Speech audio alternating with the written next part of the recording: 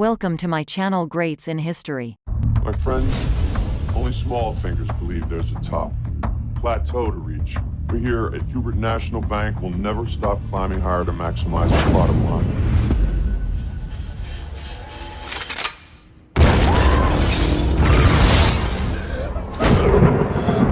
Do not be a hero. We're here for the bank's money, not yours.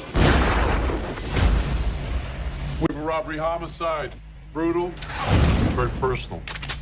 How much was taken? $3 million and whatever was in the registers.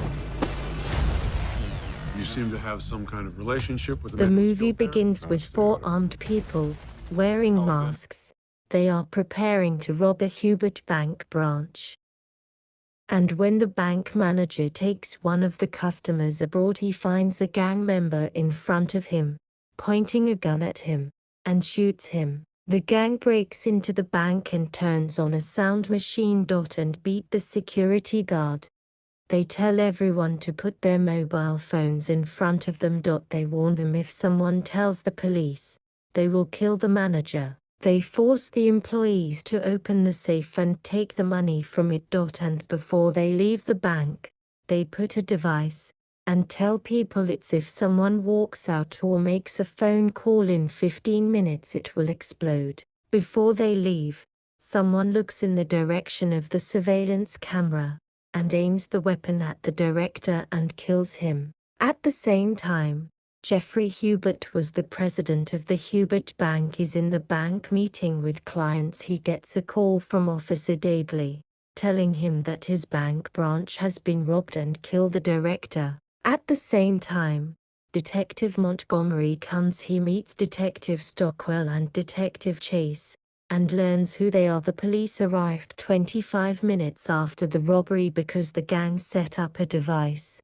and told everyone that the device would explode if they contacted Evil. Chase tells him that they stole $3 million and that they killed the bank manager before they left. Montgomery asks that he see the machine. They tell him that Officer Mims arrived at the crime scene before them. Take the device. Montgomery gets angry and tells them to find Officer Mims before they lose evidence. Meanwhile, Officer Mims, on another mission, and his friends break into a house. When they searched the house, they found a quantity of drugs and weapons and they arrest someone named James Jackson. Detective Montgomery talks to his friends and tells them that they have a case of murder and robbery, brutal and obviously personal, and the fingerprints were for James Jackson. And he tells him Stockwell that James Jackson is a gangster. No way James Jackson would do that because the way the process was carried out is professional. Montgomery tells them that the evidence is with Mims and they should get it as soon as possible. He introduces them to Agent Wells. After the meeting, Montgomery speaks to Wells and asks him if he has been using drugs. Wells replies, no. Montgomery tells him that the polygraph shows that he lied to them.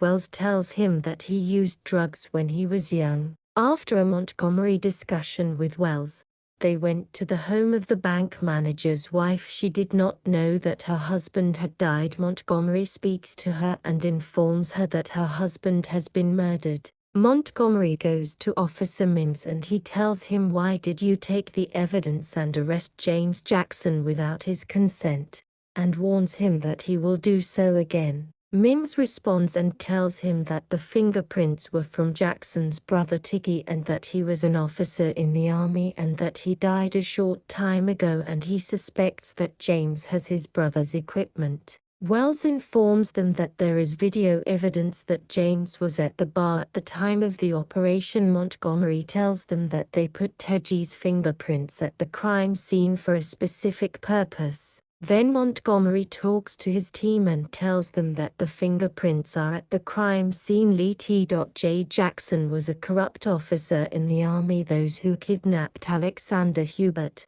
brother of Jeffrey Hubert. In the end, Alexander died and TJ and his group were killed by the U.S. Army. The next day, Detective Chase goes to T.J's wife and she asks her if one of her husband's friends in the army visited her, and she tells her that no one visits me. She also learned that the army considered TJ a traitor and that she had not received his body. At the same time, he was the manager of a second branch of the Hubert Bank. He gets ready to go to work and the gang attacks him and they ask him to open the deposit box in the bank or kill him, his wife and children. Then the manager goes to the bank and opens the box the gang requested, and then the gang attack the bank and shoot the security guard, but an employee sees them and goes to press the alarm button, but the manager prevents her. And one of the gang enters and steals a file from the box, and another person from the gang helps the wounded security man so as not to die.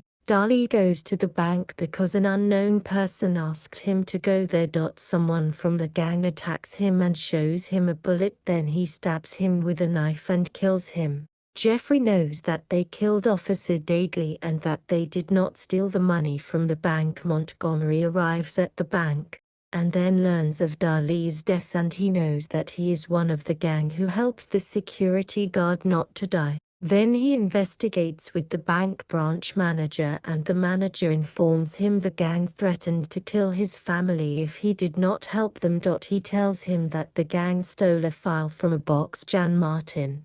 The manager tells him that he does not know information about this person, and tells him that Jeffrey Hubert visits this branch often. Wells speaks to Montgomery and tells him that the prints are on the bullet B to T.J. Jackson. They also discover that the gang donated the money they stole from the first branch to a charity.